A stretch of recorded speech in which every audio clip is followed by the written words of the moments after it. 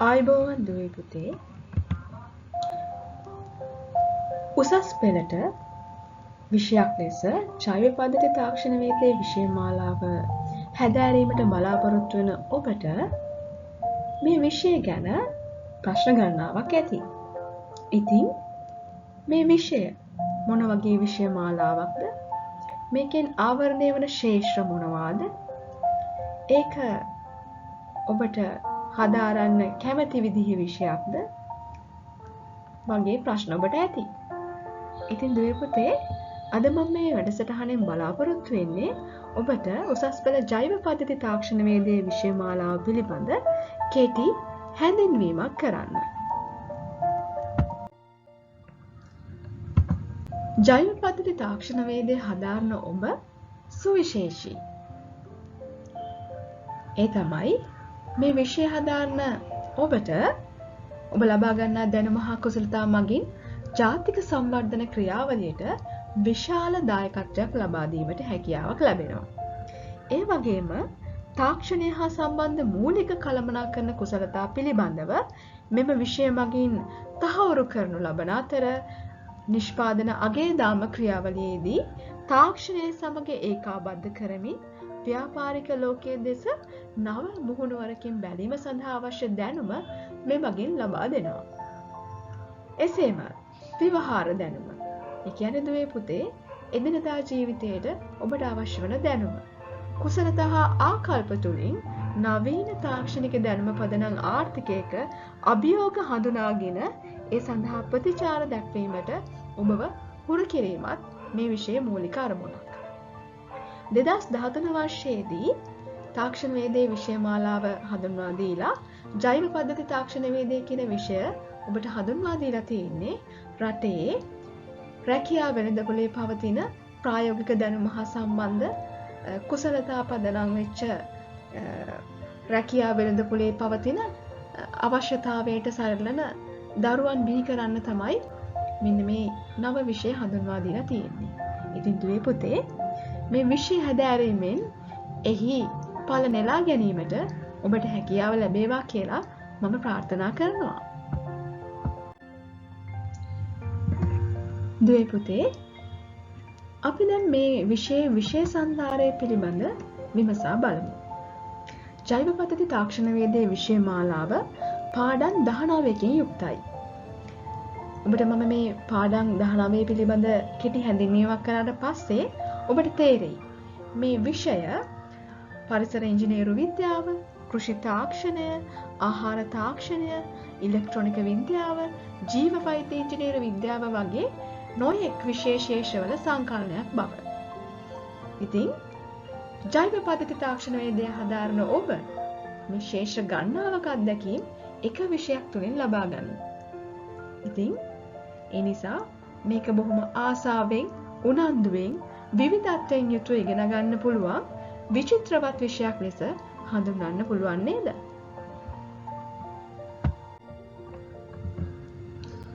පළමු පාඩම ජෛව පද්ධති සඳහා සුදුසු කාලගුණික තත්ත්ව.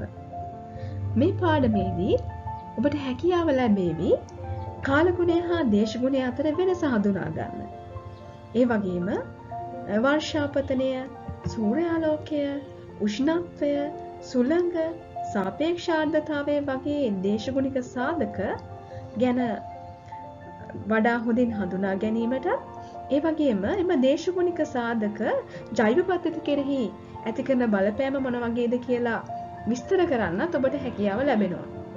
ඉන්පසුව ඔබට පුළුවන් වෙයි කාලගුණික නිරීක්ෂණ මධ්‍යස්ථානයක ක්‍රියාකාරීත්වය විමසා බැලීමට. එහිදී කාලගුණික නිරීක්ෂණ මධ්‍යස්ථානයක් සඳහා ස්ථානයක් තේරීම, උපකරණ භාවිතය සහ උපකරණ ස්ථාපනය කරන ආකාරය, දත්ත රැස් කරන්නේ කොහොමද, ඒ වගේම එහි දත්ත වාර්තා කිරීම කරන්නේ කොහොමද කියලා ඔබ ඉගෙන ගන්නවා. අවසානයේදී ලෝකයේ දැනට පවතින තත්ත්වය වන ඔටෝමේටඩ් වෙදර් ස්ටේෂන්, ඒ කියන්නේ ස්වයංක්‍රීය කාලගුණික මධ්‍යස්ථානික ක්‍රියාවලිය පිළිබඳ ඔබ හොඳ ඉගෙනීමක් ලබනවා. ඉතින් ඔබට මේ කාලගුණික දත්ත අපේ එදිනදා ජීවිතයට වගේම ජෛව පද්ධති කෙරෙහි බලපාන්නේ මොන ආකාරයකද කියලා හොඳ දැනුමක් මේ පාඩමේදී ලබා ගන්න පුළුවන් වේවි.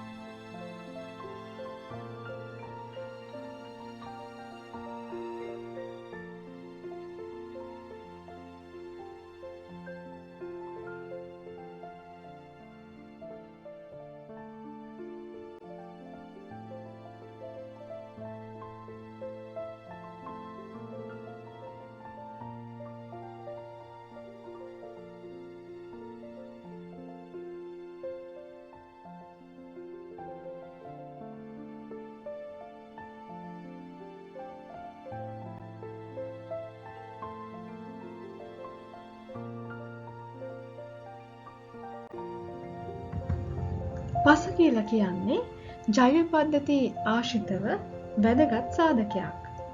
ඉතින් අපේ දෙවන පාඩම ජෛව පද්ධති ආශ්‍රිතව පස. මේ පාඩමේදී පසෙහි වැදගත්කම, ඒ වගේම පසේ ඇති ලක්ෂණ, උදාහරණයක් විදිහට භෞතික ලක්ෂණ, රසායනික ලක්ෂණ, ඒ වගේම ජෛවීය ලක්ෂණ පිළිබඳ ඔබ ඉගෙනීම ලබනවා. මෙහිදී ඔබට හැකියාව ලැබෙනවා ශ්‍රී ලංකාවේ ප්‍රධාන පස් කාණ්ඩවල ලක්ෂණත් විමර්ශනය කරන්න.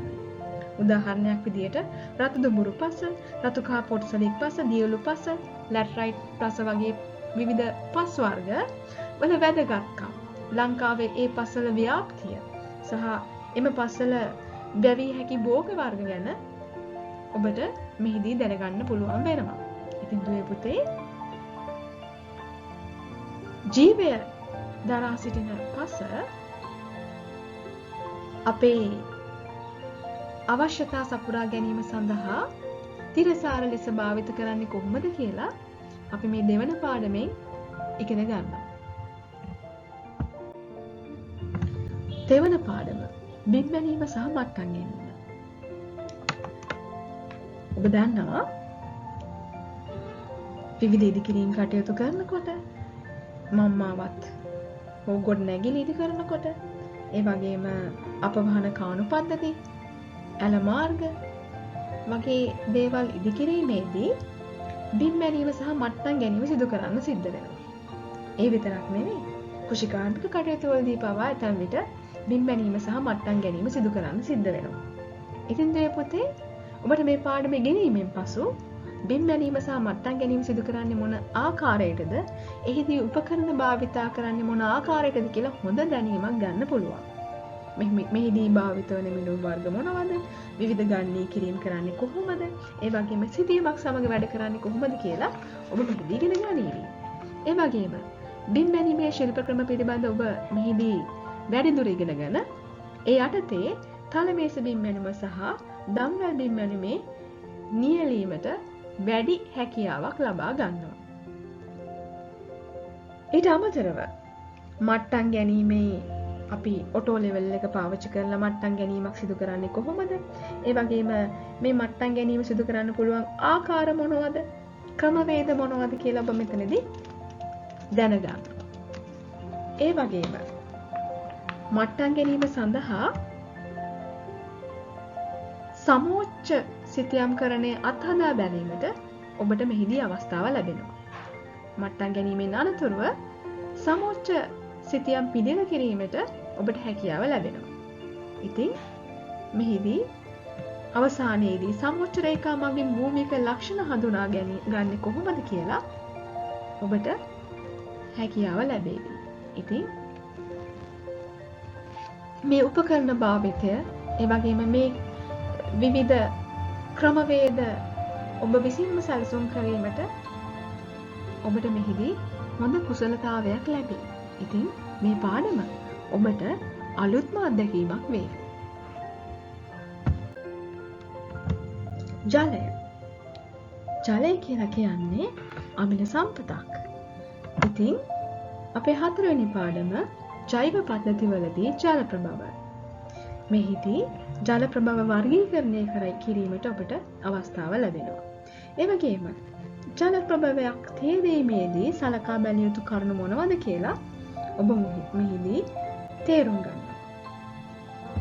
ඒ වගේම ඔබ අසා ඇති ලංකාව කියලා කියන්නේ දියුණු වාරි තාක්ෂණයක් තිබ්බ රටක්. ජල කළමනාකරණය සම්බන්ධයෙන් අපිට හොඳ ඉතිහාසයක් තියෙනවා. ඉතින් මේ පාඩමෙන් අපි වැසි ජලය රැස් කරලා ජල කළමනාකරණය සිදු කරන්නේ කොහොමද කියලා කතා කරනවා.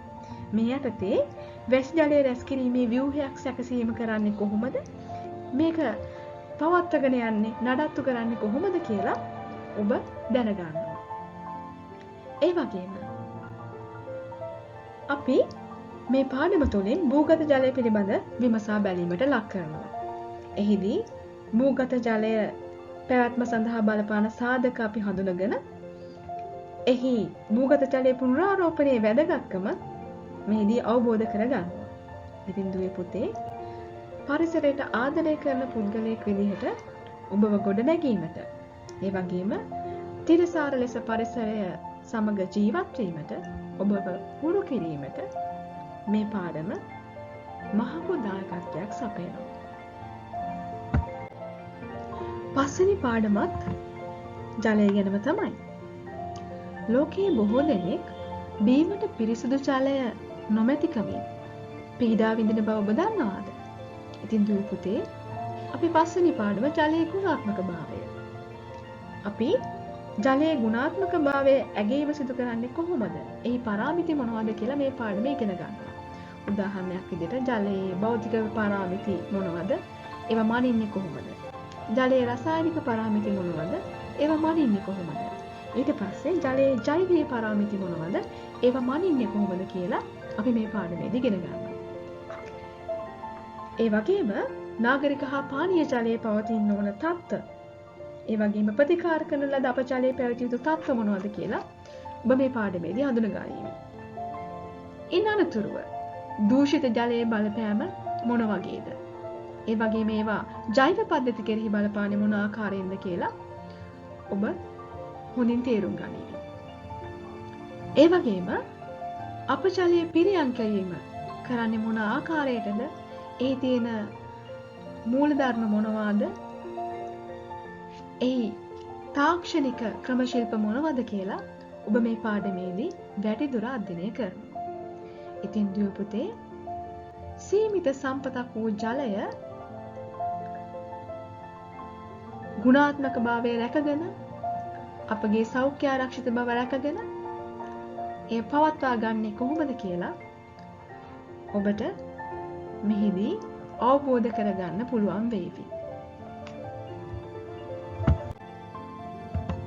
6 වන පාඩම වාණිජ්‍ය මට්ටමින් ගුණාත්මක පැළ නිෂ්පාදනය. මේ පාඩමේදී ශාක ප්‍රචාරණ ක්‍රම ශිල්ප පිළිබඳව හොඳ දැනුමක් ඔබට ලබා දෙනවා.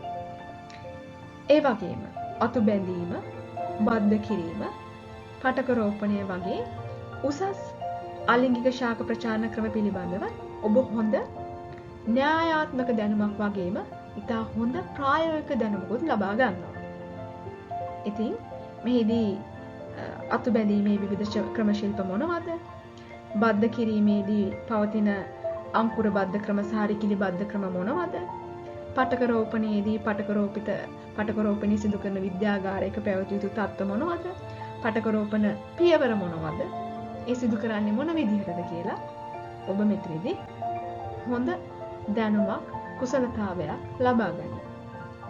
ඊට පස්සේ පැලතවානක භාවිත වන ශිල්ප ක්‍රම මොනවද කියලා ඔබ අධ්‍යයනය කරනවා. මෙහිදී පැලතවානක් අපි ඇයි පවත්වාගෙන යන්නේ? ඒකේ ප්‍රතිලාභ මොනවද? වාණිජ්‍ය පැලතවානක් පවත්වාගෙන යනකොට අපි දැනගෙන ඉන්න ඕන දේවල් මොනවද කියලා මේ පාඩමේදී කතා කරනවා. ඉතින් මේ පාඩමත් ඔබට එදිනදා ජීවිතයට වැදගත් වේවි. 7 වන පාඩම උසස් තාක්ෂණික ශිල්ප ක්‍රම යොදා ගනිමින් ජලජ ජීව සම්පත් කර්මාන්තයේ නියැලීම. ඔව් මේ පාඩම සැපෑම විසිතුරු පාඩමක්. අපි මේ පාඩමේදී කතා කරනවා විසිතුරු මත්ස්‍ය කර්මාන්තයේදී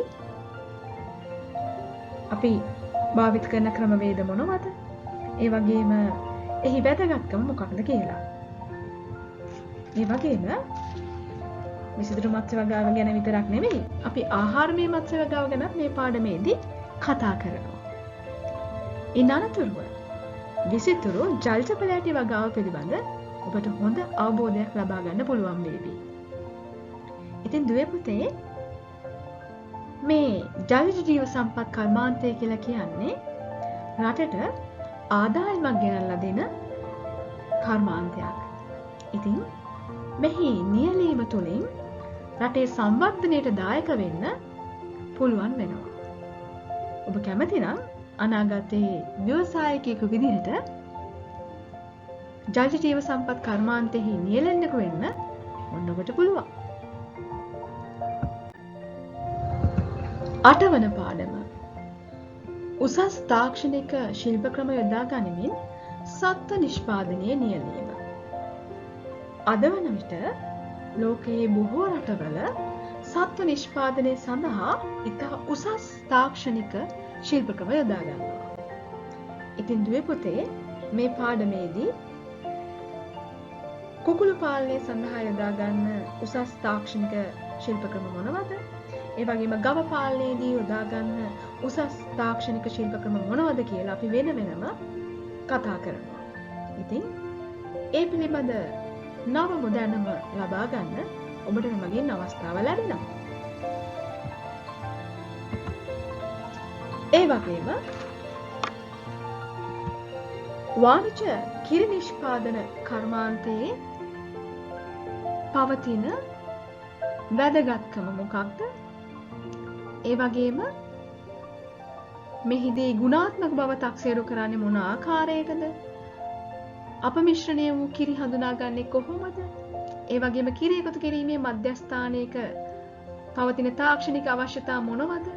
ඒ වගේම කිරි ආශ්‍රිත නිෂ්පාදන සැකසීම සිදු කරන්නේ කොහොමද කියලා අපි මේ පාඩමේදී කතා කරනවා. ඒ විතරක් නෙවෙයි. බොයිලර් මස් කර්මාන්තය පිළිබඳවත් අපි මෙතනදී කතා කරනවා. එහිදී ගුණාත්මක බොයිලර් මස් වල වැදගත්කම මොකක්ද? ඒ සඳහා බලපාන සාධක, ඒ වගේම බොයිලර් මස් සකසීමේ ක්‍රියාවලිය, ක්‍රමවේදය මොකක්ද කියලා අපි මේ පාඩමේදී සවිස්තරව කතා කරනවා. ඒ විතරක් නෙවෙයි. බිත්තර ආශ්‍රිත නිෂ්පාදනවල පවතින නව ප්‍රවණතා පිළිබඳවත් අපි මේ පාඩමේ කතා කරනවා. ඉතින් දුවේ පුතේ අපේ ප්‍රෝටීන අවශ්‍යතාවය සපුරා දෙන මේ සත්ත්ව නිෂ්පාදනවල ගුණාත්මක බව රැකෙන පරිදි ඉහළ නිෂ්පාදනයක් ලබා ගන්නත් පුළුවන් වෙන විදිහට අපේ තාක්ෂණික ක්‍රම ශිල්ප යොදාගන්නේ කොහොමද කියලා ඔබට මේකෙන් ඉතා හොඳ අවබෝධයක් ලබා ගන්න පුළුවන් වේවි. ඒක අනාගතයේ මේ සත්ත්ව නිෂ්පාදනවල උන්නතියට ඉතා හොඳ රුකුලක් වෙයි. ගුණාත්මක ආහාර නිරෝගී දිවියකට කොතරම්නම් වැදගත්ද? අපේ සෞඛ්‍ය ආරක්ෂිත බව පවත්වා ගන්න ගුණාත්මක ආහාර පවතින්නම ඕනේ. ඉතින් අපේ නවවන පාඩමේ ගැන මේ පාඩමේදී අපි මුලින්ම ආහාර නරක වීම සම්බන්ධ කතා කරලා ඒ සඳහා බලපාන සාධක මොනවද කියලා කතා කරනවා. ඊට පස්සේ මේ ආහාර නරක වීමේ සාධක මැඩපවත්වලා ආහාර පරිරක්ෂණය කරන්නේ කොහොමද කියලා දුවේ පුතේ ඔබ මේ පාඩමේදී ඉගෙන ගනිවි. ඊට පස්සේ ආහාර සැකසීම සම්බන්ධ නව ප්‍රවණතා මොනවද කියලා ඔබ වැඩිදුරටත් ඉගෙන ගන්න. ඒ විතරක් නෙවෙයි. අලුත් ආහාරයක් ප්‍රවර්ධනය කරනකොට සැලකිලිමත් යුතු කරුණු මොනවද? ඒ සම්බන්ධව තියෙන නීතිමය පසුබිම මොනවද? පවත්නා ප්‍රමිති මොනවද? සක්‍රම වේද මොනවද කියලා ඔබ ඉගෙන ගනිවි. ඒ වගේම එක් එක් ආහාරය සඳහා සුදුසු ඇසුරුම් තෝරා ගැනීමටත් ආහාර ලේබල් කිරීමේ පවතින වැදගත්කම් සහ අරමුණු ඒ වගේම නීතිමය අවශ්‍යතාවය තේරුම් ගන්නටත් ඔබට පුළුවන් වෙයි. ඒ විතරක් නෙවෙයි. ආහාරයක සෞඛ්‍ය ආරක්ෂිත බව ඉහළ ලංවන්නේ කොහොමද කියලා ඔබ දැනගනිවි. ඒ වගේම වෙළඳ පොලේ තියෙන අපමිශ්‍රණය වෙච්ච ආහාර හඳුනගන්න පවතින ක්‍රමවේද පිළිබඳ ඔබ ඉතා හොඳ කුසලතාවයක් දැනුමක් ලබා ගන්නවා. ඒ විතරක් නෙවෙයි. ආහාර හා සම්බන්ධ පවතින තත්ත්ව කළමනාකරන පද්ධති මොනවද කියලා ඔබ මෙතනදී ඉගෙන ගන්නවා. ISO, LS වගේ ගුණාත්මක ප්‍රමිති ලබා ගන්නේ කොහොමද? ඒවා ලබා ගන්න ඕන තත්ත්ව මොනවද? වගේ දේවල් ඔබ මෙතනදී ඉගෙන ගන්නවා. අවසානයේදී ආහාර පරිභෝජනයේ සම්බන්ධව පවතින නීති රේගුල අසි මොනවද කියලා ඔබ හොඳින්ම ඉගෙන ගන්න. මෙතනදී අපි ආහාර පනතේ පවතින අඩංගු කරුණු මොනවද කියලා හොඳ වඩා සවිස්තර සාකච්ඡාවක නියැලෙනවා. ඉතින් දුවේ පුතේ මේක ඔබේ එදිනදා ජීවිතයට බොහෝම වැදගත් වේවි. ශ්‍රී ලංකාවේ කෘෂි නිෂ්පාදන වලින් 30ක් 40ක් අතර ප්‍රමාණයක් පසු අස්වනු හානි නිසා අපතේ යන බව ඔබ දන්නවාද? ඉතින් මේක වළක්වා ගන්න ඕනනේ. අපේ 10 වන පාඩම උසස් ගුණාත්මක නිෂ්පාදන සඳහා පසු අස්වනු තාක්ෂණික ශිල්ප ක්‍රම. මේ පාඩමේදී අපි මුලින්ම කතා කරනවා සහල්වල පසු අස්වනු හානි අවම කරගන්න ආකාරය. ඊට පස්සේ කල් තබා ගත නොහැකි අස්වනු, ඒ කියන්නේ ලොණු හා පළතුරු වගේ ඒවා වැඩි කල් තියාගන්නේ කොහොමද කියලා අපි කතා කරනවා. ඒ දියසුන් නෙලීමේදී සැලකිලිමත් යුතු කරුණු, ඒ වගේම ගබඩා කිරීමේදී, ප්‍රවාහනයේදී අපි කොහොමද පසුවස්වනු හානි අවම වෙන විදිහට මේක පරිහරණය කරන්න කියලා අපි හොඳ අවබෝධයක් ලබා ගන්නවා. ඒ විතරක් නෙවෙයි. මත්ස්‍ය කර්මාන්තයේදී සිදුවන පසුවස්වනු හානි අවම කරගෙන මත්ස්‍ය අස්වැන්න ඉහළ දබා ගන්නේ කොහොමද කියලා අපි මෙතනදී කතා කරනවා. ඉතින් මත්ස්‍ය අස්වැන්නු පරිහරණයේදී අපි ඒ යාන්ත්‍රික හානි ඇති නොවන විදිහට ඇල්ලීම, ගොඩ බෑම, ඒ වගේම යාත්‍රාව තුළ හැසිරීම, ප්‍රවාහනය, වෙළඳ පොලේදී අපි පරිහරණය කරන ආකාරය, ඒ වගේම පරිභෝජනයේදී සිදුවන ගුණාත්මක හානි වළක්වන ආකාරය පිළිබඳ ඔබ හොඳ අවබෝධයක් ලබා ගන්නේවි. ඉතින් දුවේ පුතේ මේක රටේ ආර්ථිකයේ ඵලදායීතාවය වැඩි කරගන්න හොඳ පාඩමක් නේද? ඉතින් මේ පාඩමෙනුත් ඔබට ඔබේ එදිනදා ජීවිතයටත් ඒ වගේම රටේ අනාගතයටත් හොඳ පාඩමක් විදියට අපිට 10 වෙනි පාඩමක් ඔන්න අර්ථ දක්වන්න පුළුවන්. 11 වන පාඩම භෝග වගාව සඳහා පාලිත පරිසර තත්ත්ව භාවිතය. ඔව්, මේ අද වෙනකොට ලෝකයේ බොහොම ප්‍රචලිත වගා ක්‍රමයක්. ඉතින් අපි මේ පාඩමේදී කතා කරනවා පාලිත පරිසර තත්ත්ව යටතේ භෝග වගා කිරීමේ වැදගත්කම මොකක්ද කියලා. ඒ වගේම විවිධ ආරක්ෂිත ව්‍යුහ වර්ග අපි මෙතනදී හඳුනා ගන්නවා. ඒ වගේම දුවේ පුතේ මේ ආරක්ෂිත ව්‍යුහ ඉදි කරන්නේ කොහොමද? ඒකෙදි අපි සැලකිලිමත් යුතු කරුණු මොනවද? ඒකේ ව්‍යුහය සැලසුම් කරන්නේ කොහොමද? ඒ වගේම මේ සඳහා ප්‍රමාණ මිල්පත් සැකසීම, ඒ කියන්නේ අපි BOQ කියන්නේ. BOQ එකක් හදන්නේ කොහොමද කියන දේවල් ගැන අපි කතා කරනවා. ඒ විතරක් නෙවෙයි. මේ ආරක්ෂිත ගෘහයක් තුළ පරිසර තත්ත්ව කළමනාකරණය කරගන්න ශිල්ප ක්‍රම මොනවද කියලා අපි කතා කරනවා. ඉන්පසුව මේ ආරක්ෂිත ගෘහ තුළ ප්‍රචලිත වගා ක්‍රමයක් වන නිර්පාර්ශ්ව වගා ක්‍රම, අපි කියනවා සොයිල්ලස් කල්චර් කියලා නිර්පාර්ශ්ව වගා ක්‍රම පිළිබඳව අපි වැඩිදුරට කතා කරනවා. ඉතින් මේ පාඩම ඉගෙන ගන්න ඔබට පුළුවන් ආරක්ෂිත ගෘහ තුළ වගා කිරීම තුළින් විශේෂ වාසිය අත්කර ගන්න. ඔව් පුතේ, මේ වෙනකොට අපි 12 වන ශ්‍රේණියේ පාඩම් ටික කතා කරලා ඉවරයි. දැන් අපිට කතා කරන්න තියෙන්නේ 13 වන ශ්‍රේණියේ පාඩම් මාලාව ගැන. 13 වන ශ්‍රේණියේ පළවෙනි පාඩම යාන්ත්‍රීකරණය. මෙහිදී අපි පළමුව ජලය එසවීමේ විවිධ උපාංග පිළිබඳව කතා කරනවා. එහිදී ඔබට ජල පොම්පයක ක්‍රියාකාරීත්වය පිළිබඳ හොඳ දැනුමක් ලබා ගන්න පුළුවන්.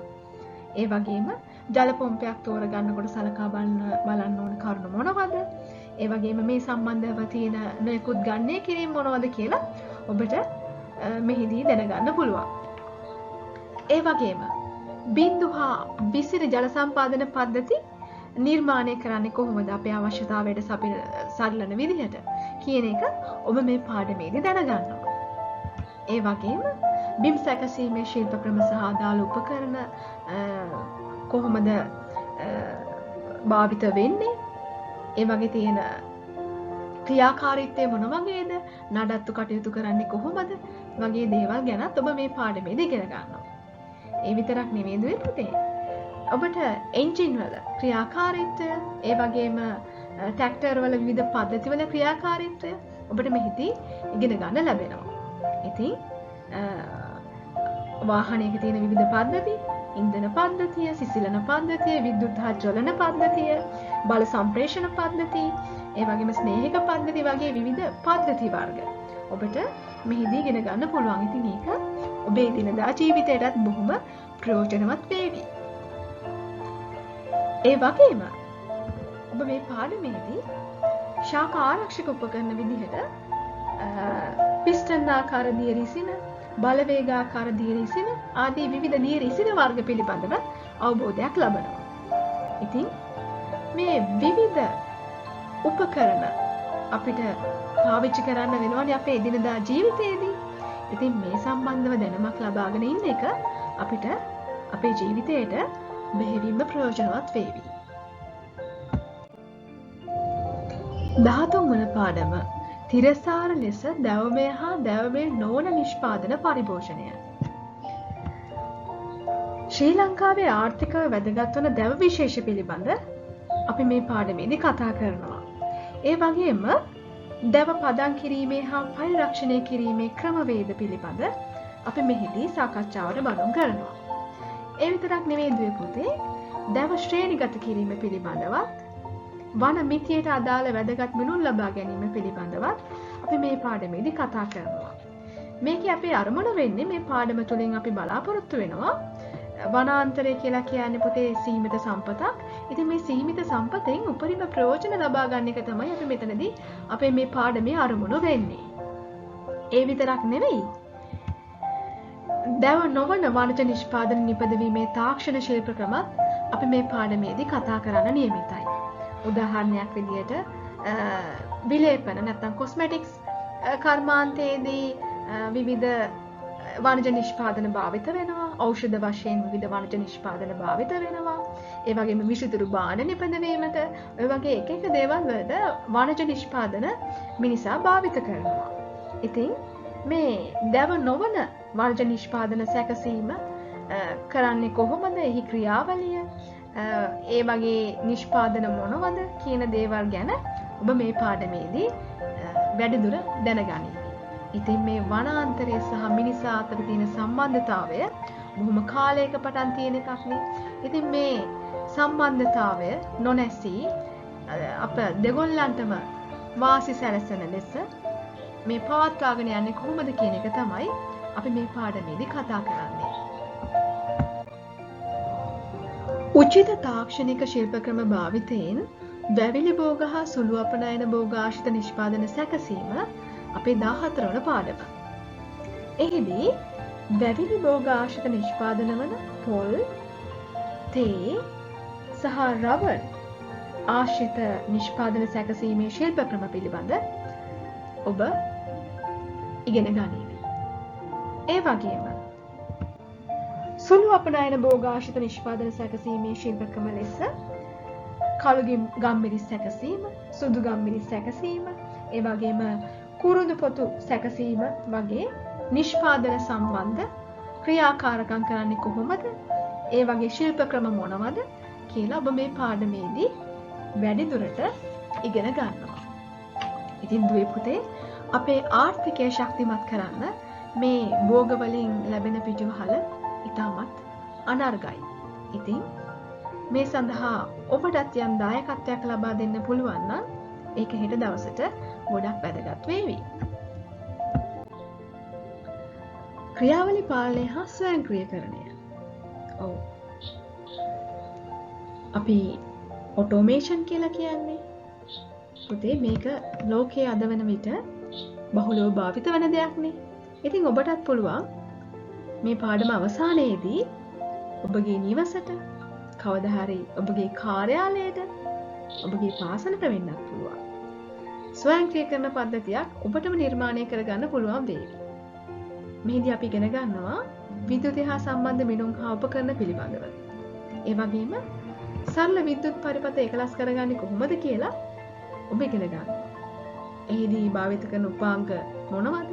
ඒවයි කාර්ය මොනවද කියලා ඔබ මෙහිදී හොඳ අවබෝධයක් ලබා ගන්නවා. ඒ විතරක් නෙවෙයි. විද්‍යුත් බලය හා ශක්තිය ආශ්‍රිත ගණනය කිරීම වල අපි නියැලෙනවා. ඒ වගේම ශුද්ධ පාලක පද්ධතිවල භාවිත PLC එකකින් මොකද වෙන්නේ? ඒ වගේම මයික්‍රෝ කන්ට්‍රෝල් එකකින් මොකද වෙන්නේ? ඒ යටතේ ආඩිනෝ පෝරුවක් අපි කොහොමද නිවැරදිව භාවිත කරන්නේ? ස්වයංක්‍රීයකරණ පද්ධති සෑදීම සඳහා ආඩිනෝ පුවරුව කොහොමද අපි නිවැරදිව භාවිත කරන්නේ කියලා අපි මේ පාඩමේදී හොඳින් දැන අඳුන ගන්නවා. ඉතින් දුවේ පුතේ මේ පාඩම ඔබේ ජීවිතයට ගොඩක් වැදගත් පාඩමක් වේවි නේද? ඔබ අනාගතයේදී වෘත්තිකයෙක් වුණ දාට ඔබේ රැකියාවට අදාළව වෘත්තිමය ආරක්ෂාව සහ සෞඛ්‍ය ක්‍රියාමාර්ග භාවිත කරන්නේ කොහොමද කියලා අපේ 16 වෙනි පාඩමෙන් අපිට කියලා දෙනවා. මෙහිදී වෘත්තීය ආරක්ෂාව හා සෞඛ්‍යයේ වැදගත්කම, ඒ වගේම ආපදා වර්ගීකරණය අපි මෙහිදී සිදු කරනවා. ඒ වගේම ආරක්ෂණ විගණනය සිදු කරමින් වෘත්තීයමය ආපදා වළක්වා ගන්නා අයුරු මෙහිදී අපි විමසා බලනවා. ඒ විතරක් නෙවෙයි. වෘත්තීයමය ආරක්ෂාව හා සෞඛ්‍යයට අදාළ ප්‍රමිති හා රෙගුලාසි පිළිබඳ අපි මෙහිදී කතා කරනවා. එතකොට දුවේ පුතේ ඔබට හැකියාව ලැබේවි මේ පිළිබඳව පවතින නීති රෙගුලාසි මොනවද? අදාළ ප්‍රමිති මොනවද? ජාතික හා අන්තර්ජාතික විදිහට මීට අදාළ තියෙන තත්ත්ව මොනවද කියලා ඔබට මේ පාඩමේදී හොඳ අවබෝධයක් ලබා ගන්න පුළුවන්. ඔව්. 17 වන පාඩමත් බොහොම විචිත්‍රවත් විෂයක්. උද්‍යාන අලංකරණ ක්‍රම ශිල්ප. මෙහිදී අපි කැපුම් මල් සහ විසිතුරු පත්‍රික ශාක වගා කිරීමේ ශිල්ප ක්‍රම, ඒ වගේම අලවිය සඳහා කැපුම් මල් හා විසිතුරු පත්‍රික ශාක සූදානම් කරන්නේ කොහොමද? ඊට පස්සේ පුතේ භූමි අලංකරණ ක්‍රම ශිල්ප සහ මූලධර්ම මොනවද කියලා අපි මෙතනදී කතා කරනවා. ඒ වගේම භූමි අලංකරණයේදී භාවිත වන අංග පිළිබඳ අපි විමසා බලනවා. අවසානයේදී උද්‍යාන ස්ථාපනය සහ නඩත්තුව නිවැරදිව කරන්නේ කොහොමද කියලා අපි මේ පාඩමේදී කතා කරනවා. ඉතින් ලස්සන පරිසරයක ජීවත් වෙන්න ඔබ කැමති නම් ඔබේ ගෙවත්ත සබාදහමට අනුකූලව සබාදහමට ලංව ඉදි කරගන්න ඔබ කැමති නම් ඔබට මේ පාඩම ගොඩක් වැදගත් වේවි. ඒ විතරක් නෙවෙයි අනාගතයේ හොඳ රැකියා අවස්ථාවක් විදිහට මේ පාඩම ඔබට වැදගත් වෙන්න පුළුවන්. 18 වන පාඩම ජෛව පද්ධතිවල තිරසාර සංවර්ධනය සඳහා වැදගත් වන පරිසර හිතකාමී ක්‍රමෝපාය. මේ පාඩමේදී ජෛව පද්ධති කෙරෙහි ඝනපද්‍රව්‍ය වල බලපෑම අවම කරන්න අපි යොදා ගන්න පුළුවන් ශිල්ප ක්‍රම මොනවද කියලා මේ තැනදී කතා කරනවා. ඉතින් අපි ඝනපද්‍රව්‍ය කළමනාකරණය කරන්නේ කොහොමද? ඒ කියන්නේ පුතේ කැලි කසල බැහැර කිරීමේ උපක්‍රම මොනවද? ඒ වගේම මේකේ විවිධ ශෝධක නිෂ්පාදනය කිරීම කරන්නේ කොහොමද? ඒ වගේ දේවල් අපි මේ පාඩමේදී කතා කරනවා. ඒ වගේම පුනර්ජනනීය බල ශක්ති නිෂ්පාදනය පිළිබඳ අපි මේකෙදී එහි වැදගත්කම සහ පුනර්ජනනීය බල ශක්ති ප්‍රභව ගැන අපි මෙතනදී අවධානය යොමු කරනවා. ඒ විතරක් නෙවෙයි. කුෂිකාර්මික ශාස්ත්‍රයේදී භාවිත වන පරිසර හිතකාමී ශිල්ප ක්‍රම පිළිබඳ අපි විමසා බැලීමකට ලක් කරනවා. එහිදී කුෂිකාර්මික ශාස්ත්‍රයේ භාවිත වන පරිසර හිතකාමී ශිල්ප ක්‍රම වන එඩිබල් ගාඩනින් කියන එක. ඒ කියන්නේ කාන්තික යුතු වගාව.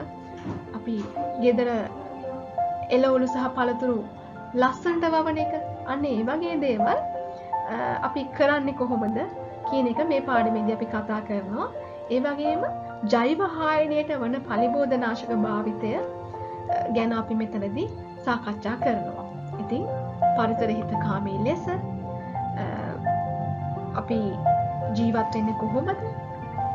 ඒ වගේම පරිසරයෙන් වඩා හොඳ ප්‍රයෝජන ලබා ගන්න අපේ බාහිර පරිසරය අපි සකසගන්නේ කොහොමද කියන එක ගැන, එය වඩා තිරසාර විදිහට කරන්නේ කොහොමද කියන එක ගැන අපි මේ පාඩමේදී අපේ අවධානය යොමු කරනවා. 19 වන පාඩම. ඒ කියන්නේ අපේ අන්තිම පාඩම. මේ පාඩමේදී අපි බලාපොරොත්තු වෙන්නේ ශ්‍රමිකයෙකු බිහි කරනවට වඩා ව්‍යවසායකයෙකු බිහි කිරීම තමයි වැදගත්. ඉතින් ව්‍යවසායකයෙකු වශයෙන් ඔබ තුල වර්ධනය කරගන්න ඕන ගුණාංග මොනවද? කළමනාකරන කුසලතා මොනවද? පෞරුෂ කුසලතා මොනවද? ඒ වගේම ව්‍යවසායකත්ව ක්‍රියාකාරකම් මොනවද කියලා මේ පාඩමේදී අපි කියලා දෙනවා. ඒ වගේම ව්‍යාපාර සංවර්ධනය සඳහා ව්‍යාපාර ක්‍රියාවලිය සඳහා අවශ්‍ය මෙවලම් පිළිබඳ ඔබ ඉගෙන ගන්නවා. ඒ විතරක් නෙවෙයි, ව්‍යාපාරයක් පවත්වාගෙන යනකොට අවශ්‍ය යටිතල පහසුකම් මොනවද කියලත් ඔබ මෙහිදී දැන අඳුර ගන්නවා. ඉතින් දුවේ පුතේ, ඔබට ව්‍යවසායකයෙකු වීමට අවශ්‍ය දැනුම, කුසලතා ලබා දීම තමයි මේ පාඩමේ අරමුණ.